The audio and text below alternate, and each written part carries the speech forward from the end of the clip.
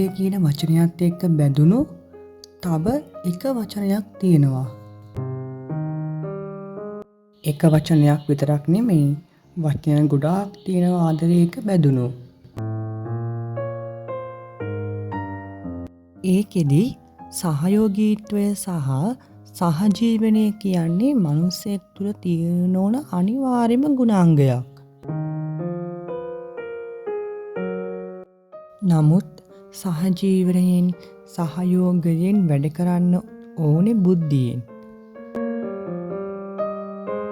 මොකද ඒකට හේතුව තමයි සහයෝගයෙන් වැඩ කරනකොට අපිට හැම මනුස්සයෙක් එක්කම කනෙක්ට් වෙන්න වෙනවා, සම්බන්ධ වෙන්න වෙනවා. එතකොට පහත් ගතිගුණ, නරක ගතිගුණ තියෙන මනුස්සයෙක් එක්ක කොහොමද වැඩ කරන්නේ? කොහොමද අපි යාළුවත් එක්ක අපේ ඇක්ටිවිටීස් කොහොමද ෂෙයා කරන්නේ කියන එක ගැන අපි හොඳට බුද්ධියෙන් හිතන්න ඕනේ. ඒ වගේම අපි කතා කරලා ඒ මනුස්සයව හොඳ මාර්ගයට ගන්න පුළුවන් නම් අන්න ඒකත් අපි කරන්න ඕනේ. සහජීවනයෙන් වැඩක් කරනකොට. ඔයා පරිසරය අධ්‍යයනය කරන, පරිසරය ගැන හොයන පුද්ගලයෙක් නම් ඔයා හොඳටම දන්නව සහජීවනය කියන්නේ මිනිස්සු අතර තියෙන එකක් විතරක්ම නෙමෙයි කියලා. ගොඩක් වෙලාවට සහයෝගීත්වය කියන එක පෙන්වන්නේ එකම වර්ගයේ සත්ව කොට්ඨාසයක් එක කිව්වොත් මම නිවැරදි.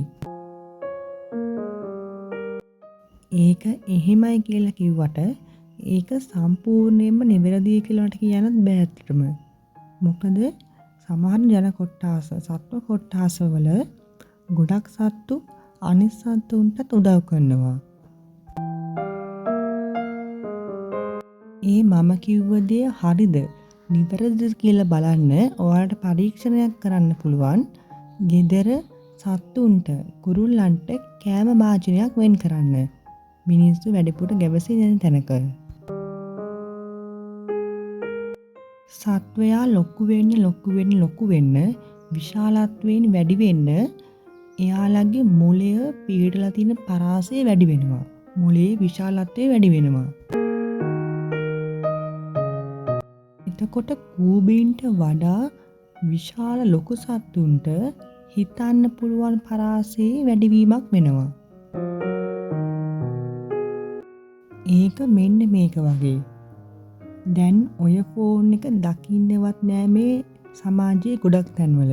මොකද ඔය ෆෝන් එකට වඩා හිතන පරාසය වැඩි අපි පාවිච්චි කරන ස්මාර්ට් ෆෝන් එකේ. එතකොට පොඩි දේවල් වලට වඩා මිනිසුන්ට, සත්තුන්ට ලොකු දේවල් වල අගේ වැඩි වෙනවා. ඒක නිසා අපිට එන හැම ප්‍රශ්නයකදීම හැම කෝණයක් දිහාම බලලා උත්තරයක් හොයන්න උත්සාහ කරන්න.